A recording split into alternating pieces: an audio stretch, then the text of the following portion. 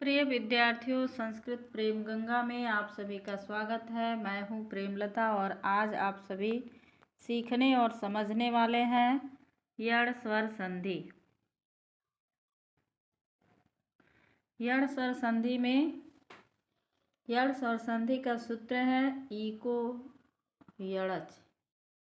Eco यणच। प्रश्न पूछता है कि यण स्वर संधि का सूत्र क्या है,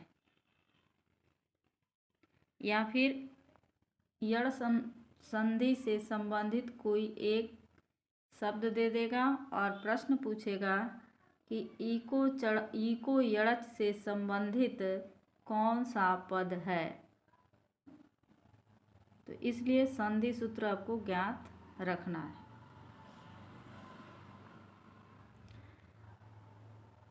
परिभाषा है इक प्रत्याहार से परे असमान अच स्वर, यानी अच को ही स्वर कहते हैं, आने पर इक प्रत्याहार में कौन कौन से वर्ण आते हैं? ई, उ, री, लृ को यड़ यानी य, व, र, ल आदेश हो जाता है। ध्यान से समझिए, ये है इक प्रत्याहार। आप लोग जब वर्ण विचार पढ़ रहे थे, माहेश्वर सूत्र या प्रत्याहार सूत्र, तो आप लोग उसमें 5वां क्रम जो आता है वरट, और 6ठा क्रम आता है लड़। तो य और ड़ से मिल करके यड़ बनता है और इक से ई उ, यानी पहले क्रम के ई से लेकर और दूसरे क्रम के क तक ई, उ, री, लृ से इक प्रत्यय बनता है, इक प्रत्याहार बनता है। ठीक है, तो देखिए कह रहा है परिभाषा कि इक प्रत्याहार के बाद अगर असमान स्वर आए तो इक को यड़ आदेश हो जाता है। अब ध्यान से समझना है। इक लिख दिया गया, ई, उ, री, लृ। ठीक है, ई में ह्रस्व ई भी होगा और दीर्घ ई भी होगा। उ में ह्रस्व उ भी होगा और दीर्घ उ भी होगा। री में ह्रस्व ई भी होगा और दीर्घ री भी होगा। और लृ केवल ह्रस्व ही होता है। के आगे अगर अच, क्या होगा? अच, और वो भी असमान अच आए, यानी ई के आगे ई नहीं आना चाहिए। ई के आगे ई आएगा तो दीर्घ संधि हो जाएगी। उ के आगे अगर उ आएगा तो दीर्घ संधि हो जाएगी। री के आगे री के आगे अगर री आएगा तो दीर्घ संधि होगी। इसलिए इन सब के सामने अगर असमान स्वर आए तो, असमान अच आए तो ई के जगह पर य हो जाता है, उ के जगह पर व हो जाता है, री के जगह पे र हो जाता है और लृ के जगह पे ल हो जाता है। ध्यान रहे, य, व, र, ल में हलंत रहता है, उसमें अ नहीं रहता है। ठीक है, आसानी से समझने के लिए आप सरल भाषा में लिख सकते हैं कि जब ह्रस्व ई या दीर्घ ई, ह्रस्व उ या दीर्घ उ, ह्रस्व री या दीर्घ री तथा लृ के बाद असमान या भिन्न स्वर आए तो ह्रस्व ई और दीर्घ ई को य हो जाता है, ह्रस्व उ और दीर्घ उ को व हो जाता है, ह्रस्व री और दीर्घ री को र हो जाता है तथा लृ को ल हो जाता है। चलिए डायग्राम से समझ लीजिए कैसे बनाया गया है। देखिए, ह्रस्व ई दीर्घ ई, ह्रस्व उ दीर्घ उ, री यानी ह्रस्व री और दीर्घ री, और यहाँ है लृ। इसके आगे अगर असमान स्वर आए तो, ठीक है, असमान यानी जो समान न हो, अगर ई के आगे अगर ह्रस्व ई के आगे अगर ह्रस्व ई आ जाएगा तो दीर्घ ई हो जाएगा। दीर्घ ई के आगे अगर इधर दीर्घ ई या ह्रस्व ई आए तो फिर दीर्घ ई हो जाएगा, तो दीर्घ संधि हो जाएगी। उसी तरह ऊ के आगे अगर ह्रस्व ऊ या दीर्घ ऊ आए तो दीर्घ संधि हो जाएगी। इसीलिए ह्रस्वई दीर्घई ह्रस्व ऊ और दीर्घ ऊ ह्रस्वरी और दीर्घरी के आगे या लरी के आगे असमान स्वर आए, यानी इसके जैसा स्वर नहीं आए। ठीक है, अगर असमान स्वर आएगा तो ई के जगह पर य हो जाएगा। ये हो गया ई के जगह पर य, ऊ के जगह पर व हो जाएगा। ये हो गया दोनों ऊ। और कह रहा है री के जगह पे र हो जाएगा। री के जगह पे क्या होगा? र हो जाएगा। ये हो गया र। और री के जगह पर केवल ल होगा। ठीक है, ये था इसका प्रारूप समझने का। ये समझ में आ जाएगा तो सारी चीज़ें अच्छे से समझ में आ जाएंगी। चलिए अब उदाहरण की ओर बढ़ते हैं। कर अति धन अल्प, अति धन अल्प।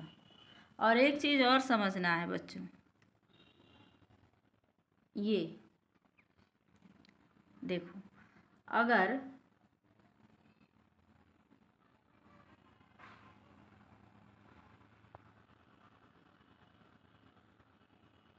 यहाँ पर य आ रहा है और इसके बाद अगर अ आएगा या आ गया तो ये अ से य से क्या हो जाएगा? या हो जाएगा। ठीक है, यानी मात्रा के अनुकूल ही बदलते जाएगा। अगर ए आएगा तो ये बन जाएगा इस तरह से ये, अगर ए आ जाएगा तो यह हो जाएगा। तो ये परिवर्तन भी होता है, इसको भी ध्यान में रखना है। चलिए आगे बढ़ते हैं। दिया है पहला उदाहरण अति धन अल्प। अब देखो अति यानी अति में अ है और त है, त में से त में हलंत लगाकर छोटी ई निकाल दिया गया है। अब छोटी ई के आगे अ है, इसीलिए ई किस में बदल गया? य में। किस में बदला है? य में। ठीक है, अब य में हलंत लगा है और जैसे ये अ इसमें आएगा यानी इससे जब इसका मेल होगा, संधि होगी, तो ये बन जाएगा पूरा य। यहाँ पूरा य बन गया। अब इधर क्या बचा? आधा पूरा अ और आधा तो। इधर क्या बचा? लप। शब्द क्या बन गया? अत्यल्प। चलिए दूसरा उदाहरण समझते हैं। दिया है यदि, यदि धन अपि, यदि धन अपि। अब यदि में देखिए कैसे बना है, यद यानी द में से हलंत लगाकर छोटी ई निकाल लिया गया है और छोटी ई के आगे अ है, इसलिए ये किस में बदल गया है? य में। ऐसे हलंत लगा हुआ रहेगा। अब हलंत लगा हुआ है और इसके आगे अ है तो मिल गया है तो पूरा य हो गया। और इधर हो गया यद और यहाँ बचा है पी, इसलिए यह शब्द बन गया यद्यपि। बच्चों यद्यपि कहीं ऐसे भी मिलेगा आपको। ठीक है, तो इसको आसानी से समझने के लिए हमने तोड़ कर लिख दिया है ताकि आपको किसी प्रकार का डाउट ना हो। अब दिया है नदी धन आगम। अब नदी में देखो बड़ी है, यहाँ आ है, आ मतलब ये भिन्न स्वर है, तो ई बड़ी है उसके आगे आ है, इसलिए बड़ी य में बदल गया।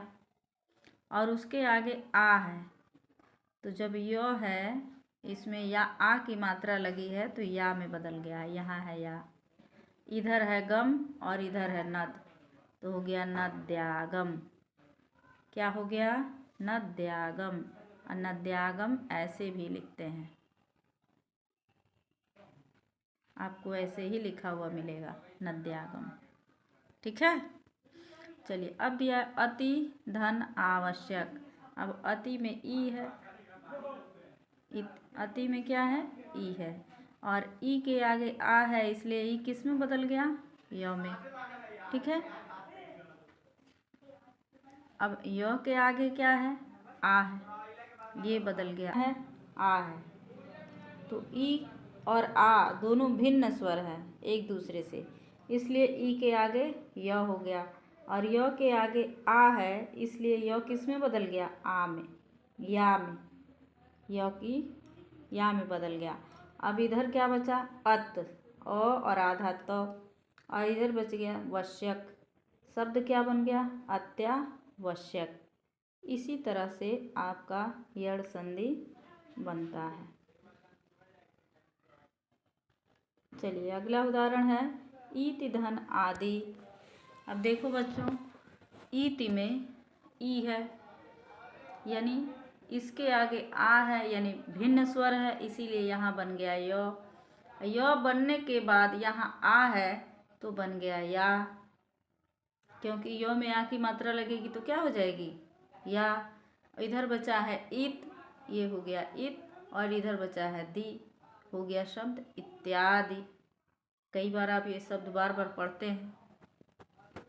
छठा है अति धन आचार। तो अति में से त में हलंत लगाकर ई निकाल दिए। यहाँ आ है, भिन्न स्वर है, इसलिए ई का क्या हो गया? य हो गया। ई का आदेश य में हो गया, ठीक है। इक यड़ में बदल रहा है, य हो गया। अब इधर क्या शब्द बचा? अत, और यहाँ य के आगे आ हो गया तो ये हो गया या, और इधर है चार, चार तो हो गया अत्याचार। चलिए अब देखते हैं सातवां प्रश्न। सातवां प्रश्न नहीं, सातवां उदाहरण। ऊपर धन उक्तः। ऊपर के र में ई है, ई का क्या हो गया? य हो गया, और उधर उक्तः का उ हो गया। अब यहाँ ध्यान देने वाली बात यह है कि ई और उ दोनों भिन्न स्वर हैं, ठीक है। तो यहाँ य है, लेकिन उ की मात्रा, छोटा उ की मात्रा ये होती है। पहले ये बना, यानी ई से य बन गया, और य बनने के बाद उसमें उ की मात्रा लग गई। अब इधर दिया है ऊपर, तो ऊप यहाँ लिख दिए, और ये र आधा है, इसलिए य के ऊपर लिख दिया गया।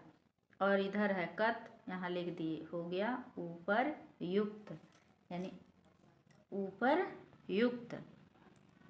समझ में आ गया। चलिए आठवां है परिधन आप्तः। परिधन आप्तः, परि के ई से क्या हो जाएगा? य। क्यों? क्योंकि उसके आगे भिन्न स्वर है आ, य से आ का जब मेल होगा तो हो जाएगा या। अब इधर दिया है पर, तो प पूरा है, र आधा है, तो आधा र रेफ है, तो रेफ किस पे जाएगा? या पर या। इधर पतः है, शब्द बनेगा पर्याप्त, ठीक है। अब दिया है परिधन आवरणम। परिधन आवरणम, यहाँ हो जाएगा पर, छोटी की मात्रा है, यहाँ निकाल देंगे, और इससे बना य, और इसके आगे है आ, तो य से या का मेल होगा तो होगा या। और इधर है पर, तो प लिख देंगे, र आधा है यानी रेफ है, तो लिखेंगे य के ऊपर, और इधर बचा वर्णम, तो लिख दिए पर्यावरणम।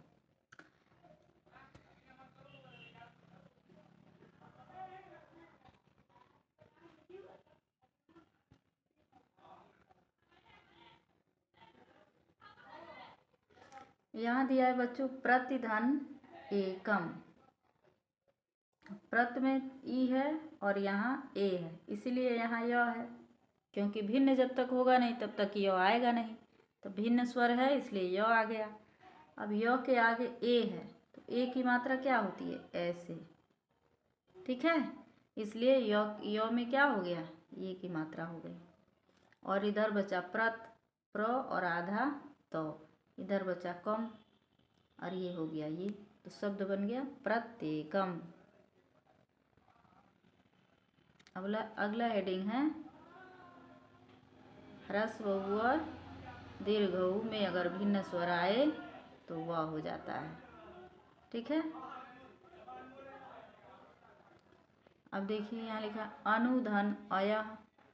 अन, इसमें उ है, उ की मात्रा है, उ निकाल दिए, अब ऊ के आगे अ आया है, यानी कि ये भिन्न स्वर है, अलग स्वर है, असमान स्वर है, उसके समान नहीं है, उसके जैसा नहीं है, इसलिए व का क्या हो गया, अरे ऊ का हो गया व। अब व में अ लगा तो हो गया पूरा व। अब इधर बचा आधा न, और इधर अ अन, और इधर बचा य, हो गया अन्वय। ठीक है। अब इधर दिया है स्वागतम, बड़ा शब्द आप लोग प्रयोग करते हैं। शुभ धन आगतम, स में से ऊ निकालेंगे, ऊ बदल जाएगा व में। क्यों बदलेगा? क्योंकि इसके आगे भिन्न स्वर है, असमान अच है, असमान स्वर है। अब व के आगे जब आ आएगा तो वह बदल जाएगा वा में। ठीक है। इधर बच गया आधा स, और इधर है गतम, तो पूरा शब्द क्या होगा, स्वागतम।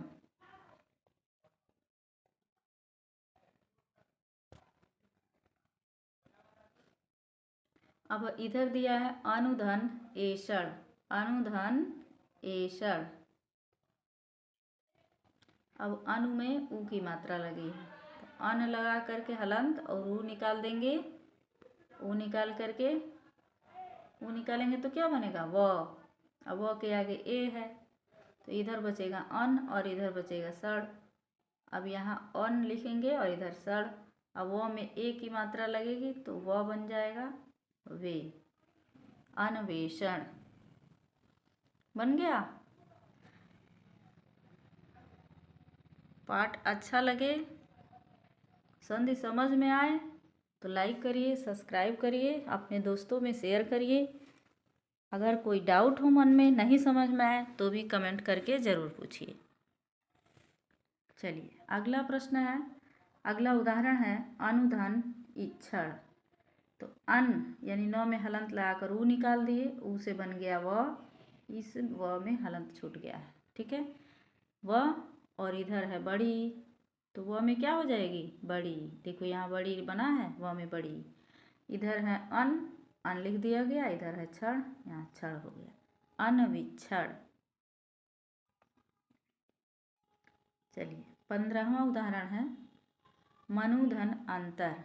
अब मनु में ऊ की मात्रा है, तो मन से हो गया ऊ, और ऊ से बनेगा व के आगे अ है तो पूरा व बन गया। इधर है मन और इधर है नतर, मनवंतर। क्या हो गया मनवंतर। 16वां है मधुधन आचार्य। तो ध में हलंत लगाइए, ऊ को निकालिए, ऊ से बन गया व, आ लीजिए, व में आ जोड़ेंगे, वाह हो जाएगा। इधर शब्द बच गया मध्य और इधर बच गया चार्य, मध्वाचार्य।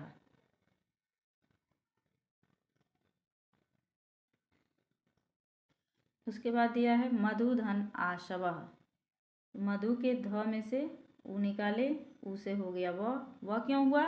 क्योंकि उसके आगे भिन्न स्वर है, ऊ के आगे ऊ नहीं है, ऊ के आगे आ है, भिन्न स्वर है जो उसके समान नहीं है।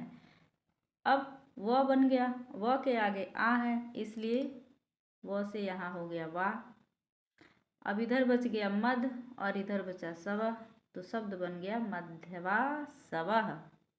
उसी तरह इधर दिया है लघुधन आहार। तो लघु के घ में से ऊ निकालेंगे, ऊ निकालेंगे, आगे आ है इसलिए ये हो जाएगा व। अब वो के आगे आ जोड़ेंगे, हो जाएगा वा। इधर हारह बचा, इधर लघ बचा, तो पूरा शब्द बनेगा लघ्वाहारः। ठीक है।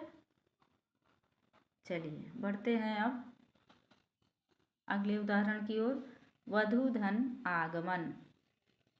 अब वधु में देखो बड़ा ऊ है, यहाँ हलंत लगा के बड़ा ऊ निकाल दिया गया, यहाँ बचा व, यानी बचा नहीं, ऊ के आगे आ आने से व बना है।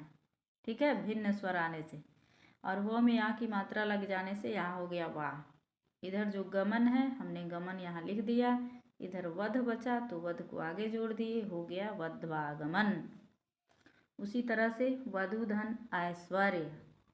तो वध में से बड़ा ऊ निकाले, बड़ा ऊ निकाले, आगे ए है यानी असमान स्वर है, इसलिए व का क्या हो गया, ऊ का क्या हो गया व, और व के आगे आय की मात्रा लग गई तो हो गया आय। आय की मात्रा लग गई तो व के आगे आय की मात्रा लगने से हो जाएगा वय।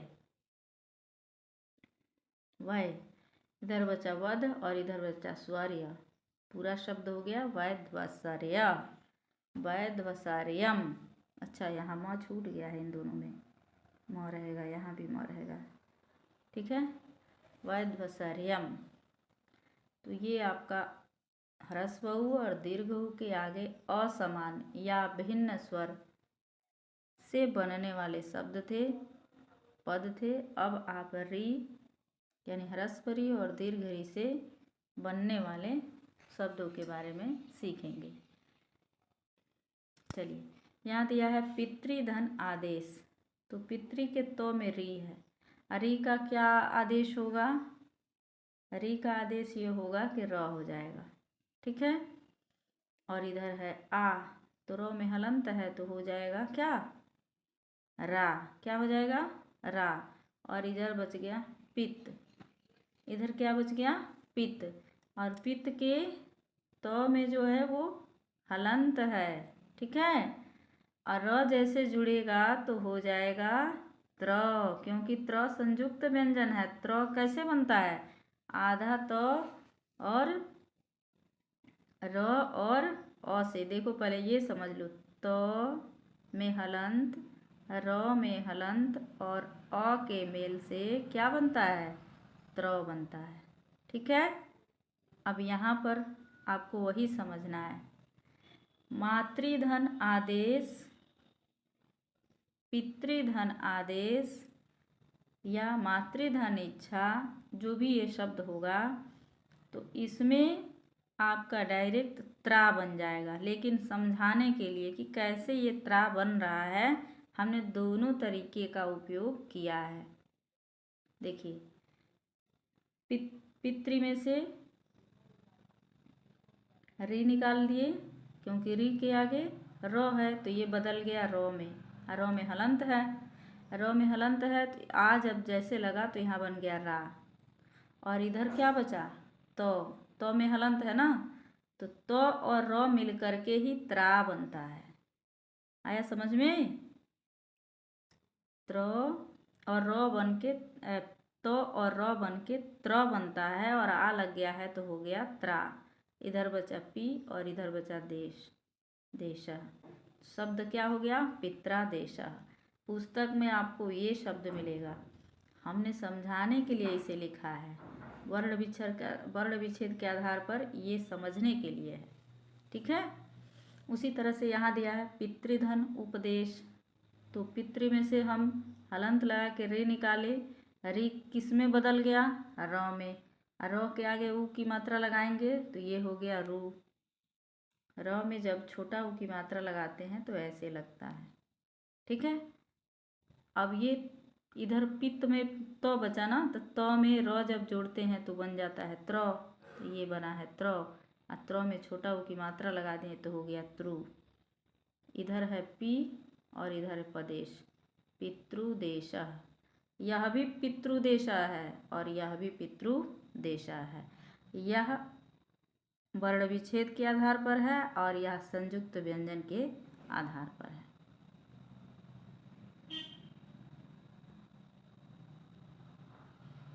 आपको पुस्तक में यही मिलेगा, ठीक है।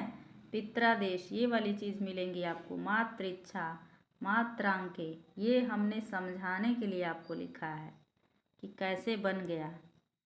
अचानक से माइंड में आएगा कि त्र कहाँ से बन गया, तो त्र बना कहाँ से? तो और र के मेल से, ठीक है। यहाँ दिया है मातृ, यहाँ है इच्छा। इधर है री, तो री के आगे भिन्न स्वर आया ई, तो ई बन गया रो। और रो के आगे ई बन गया है तो ये हो, इसमें हो गई छोटी मात्रा। ये देखो ऐसे बनाए हैं री। इधर बचा मात और इधर बचा आधा च और छा। तो जैसे ही तो में र जुड़ा तो हो गया त्र, ठीक है। इसलिए हो गया मातृच्छा। आप डायरेक्ट भी समझ सकते हो। मातृधन अंके, मात में री है, री से आगे अ आ गया है इसलिए यहाँ हो गया र। इधर बचा मात, इधर बचा अंके, ठीक है। इधर बचा अंके। अब यही तो और र मिल करके हो गया यहाँ पर त्र, इसलिए इसको बोलेंगे मात्रंके। क्या बोलेंगे? मात्रंके। चलिए, ये आपका री से बहुत ज़्यादा उदाहरण नहीं होता है, ठीक है। अब है आपका लिरी। लिरी के आगे अगर भिन्न स्वर आए तो आधा ल हो जाता है, ठीक है। आधा ल ऐसे और ऐसे दोनों तरीके से समझ सकते हो। हलंत लगा दो तो आधा ल, खड़ी पाई हटा दो तो आधा ल। लिरी धन ओटा।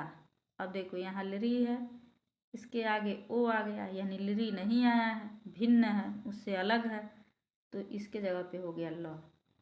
अब लो में ओ की मात्रा लगेगी तो हो जाएगी लो, और ये टा जोड़ देंगे तो हो जाएगा लोटा, ठीक है। उसी तरह ली धन आकृति।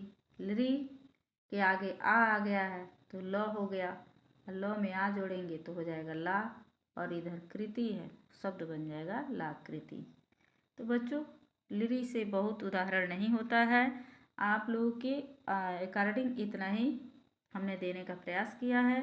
अब कुछ महत्वपूर्ण उदाहरण है जिसे आप लोग समझ सकते हो। दिया है आदि धन अंत, आद्यंत। ई के आगे य आया है और य से अ जोड़ने पर य बना है, यहाँ पर य पूरा रहेगा, ठीक है। चलिए, अब दिया है अति धन अंतः। अब अति में यहाँ पर ई है, यहाँ पर अ है, इसलिए यहाँ देखो यहाँ पे दिया है ई के आगे य है और य में अ आ गया है, यानी ये अ आ गया है तो यहाँ य बन जाने से ये अत्यंतः बना है। उसी अति धन उत्तमः। ये यहाँ पर ई है, यहाँ पर उ है, अ समान है, ई के आगे य हो गया और य में उ की मात्रा लगी तो हो गया अत्युत्तमः। उसी तरह गति धन अवरोधकः। गति में ती है, ई की मात्रा है और इधर अ है, इसलिए यहाँ पर य हो गया, यहाँ पर शब्द बन गया य के आगे य आने से गत्यवरोधकः। उसी तरह से दिया है गौरी धन आदेशः, तो आप लिखेंगे गौर्यादेशः, क्योंकि य बन करके आ बन गया, आ है ना। अब दिया है विधन अर्थः। विधन अर्थः, ध्यान से समझना, वी में ई है, क्या है?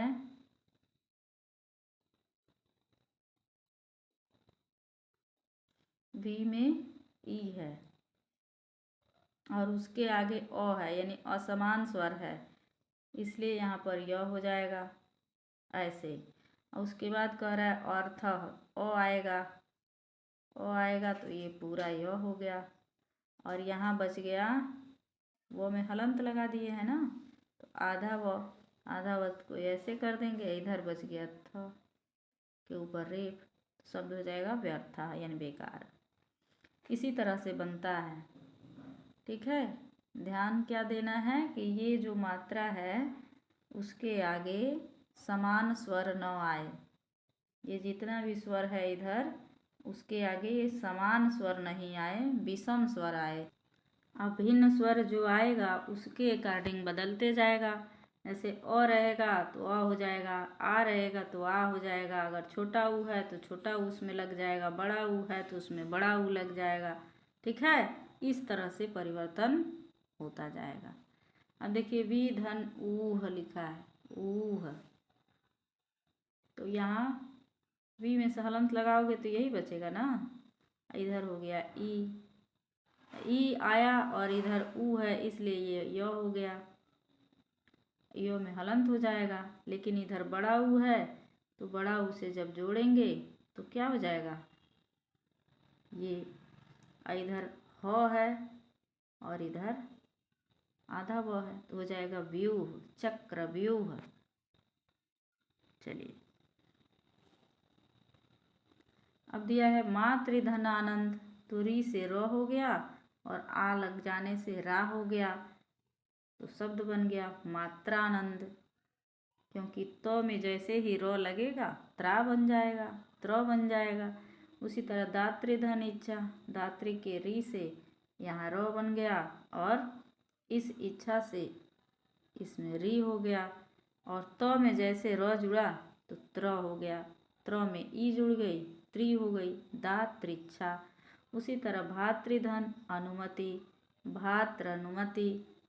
ठीक है, इस तरह से आज का ये आप लोग का यड़ स्वर संधि समाप्त हुआ। क्लास आप लोग को कैसा लगा, समझ में आए तो लाइक करिए, शेयर करिए, सब्सक्राइब करिए। अगर कहीं से कोई डाउट हो, समझ में नहीं आता है, तो आप सभी कमेंट बॉक्स में कमेंट ज़रूर कीजिए। अब पूरी वीडियो को देखिए अच्छे से, 2 बार 4 बार समझिए, फिर अपने नोटबुक में लिखिए, उसके बाद कॉपी को जांच भी कराइए। आज के लिए इतना ही, मिलते हैं अगले वीडियो में, तब तक के लिए